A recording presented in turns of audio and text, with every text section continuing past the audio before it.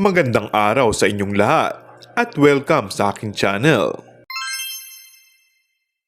Nagtatatalo na naman sa kiligang Kim Pao fanatics nang masipat na mga ito naging reaksyon ni Paolo Avellino sa IG post ni Kim Chiu na ngayon ay nasa Korea pa rin para sa Seoul International Drama Awards 2024. Nag-react si Paolo Avellino sa mensahe ni Kim na nagpapasalamat ito sa recognition na ibinigay sa kanya ng nasabing South Korea-based International Award para sa award nitong bilang Most Outstanding Asian Star.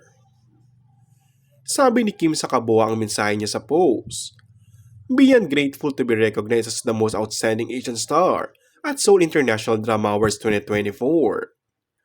Honored to represent the Philippines on this incredible stage. Thank you ABS-CBN, Star Magic Philippines, Dreamscape Entertainment, Linlang Family, and to all my supporters."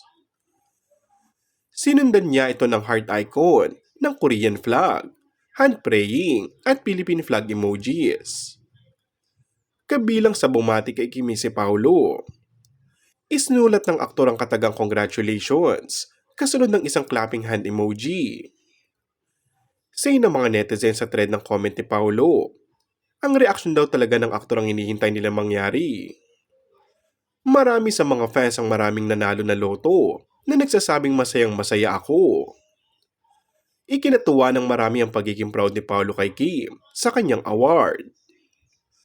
Umabot na sa higit 368 comments ang thread sa reaction ni Paolo sa post na ito ni Kim.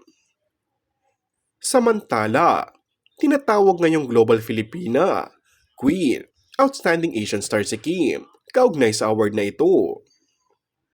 Gaya ng dapat asahan, pagkaganda-ganda ni Kim sa kanyang peach makeup at color motif na suot nitong gown. At ang tila nagpakilig sa mga Kim Pao fans ay nang sumigaw ng Kim Chiu Avellino habang rumarampa ang aktres.